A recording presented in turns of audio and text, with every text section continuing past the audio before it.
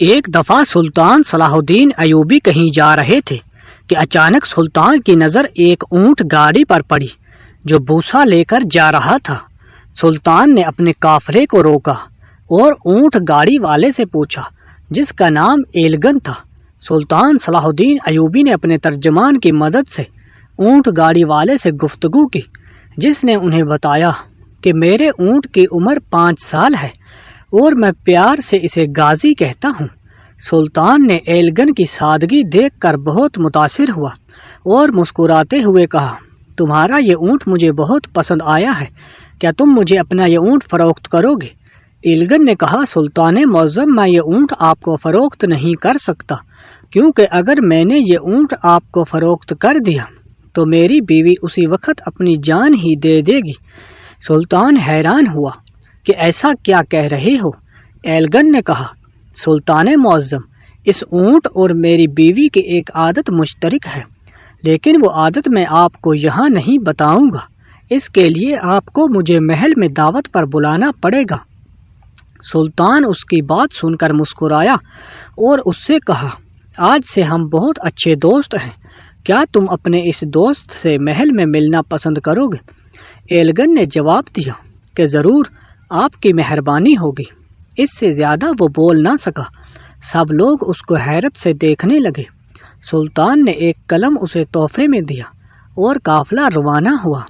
شاید ایلگن یہ اچانک ہونے والی ملاقات بھول جاتا، لیکن یہ بات پوری سلطنت میں پھیل چکی تھی، جس نے ایلگن کو ایک عام اونٹ والے سے ایک خاص آدمی بنا دیا۔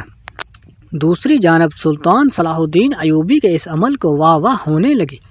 نہ صرف مصر بلکہ آپ کے اس عمل کی بہت تعریف کی گئی۔ قاضی صاحب نے اپنے مشہور ہفتہ وار کالم میں اس واقعے کے حوالے سے ایلگن کی غریب پروری کی بہت تعریف کی، اور سلطان صلاح الدین ایوبی کے سفارت خانے کی جانب سے اس کالم کا ترجمہ کر کے سلطان کو بھجوایا گیا تو آپ کو ایلگن کی یاد آئی۔ جلد ہی سلطان کی طرف سے ایلگن کو سلطان کے دورے کی دعوت دی گئی۔ دعوت ملنے کے بعد بڑے بڑے قاضی اور کماندار ایلگن کی جھونپڑی میں جا پہنچے۔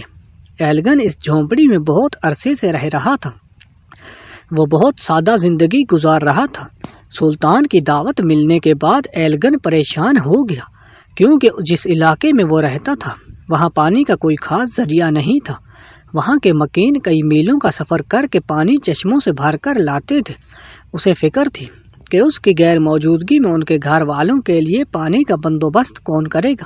اس مسئلے کا حل ایلگن کی غیر موجودگی میں ان کے گھر والوں کو 25 دینار پانی خریدنے کے لیے دیے جائیں گے۔ ایلگن کی پریشانی ختم ہوئی تو اس نے بھی سفر کی تیاریاں شروع کر دی۔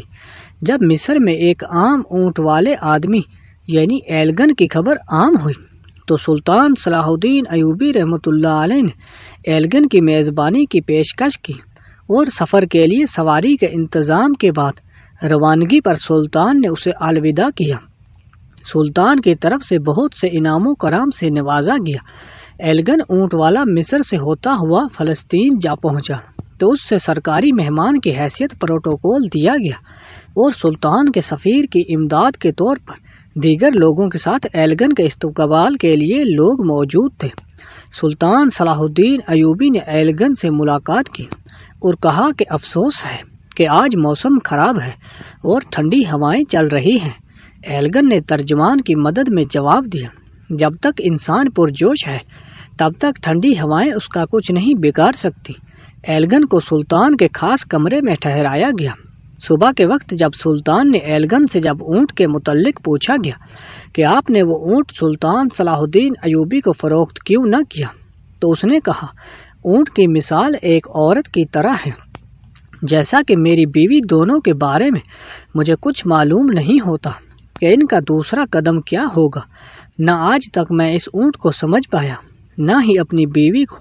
ایلگن کی اس بات پر کہی لگ گئے، اور بہت سے مورخین نے لکھا کہ یقین کرنا مشکل ہے کہ ایلگن جیسا جاہل شخص ایک ان پڑھ شخص کو اس کی عقل مندی اور خوش اخلاقی کی وجہ سے اتنے بڑے اعزاز کے ساتھ سلطان کے محل میں دعوت کے لیے بلایا گیا، اور پھر پورے مصر کی اسے سیر و تفریح کی گئی، اور چند دن محل میں گزارنے کے بعد اسے پھر ایک بڑے اعزاز کے ساتھ رخصت کیا گیا۔ اب جو ایلگن ایک عام اونٹ آدمی والا تھا اپنے گھر سے روانہ ہوا۔ اب وہ ایلگن صاحب بن کر اپنے گھر لوٹا تھا، جو کہ اب بہت بڑا مشہور انسان بن چکا تھا۔ اگر آپ کو ہماری یہ ویڈیو اچھی لگی تو لائک اور کمنٹ کر دیجئے اور چینل کو سبسکرائب کرنا مت بھولیے۔ ملتے ہیں نیکسٹ ویڈیو میں، تب تک کے لیے اللہ حافظ۔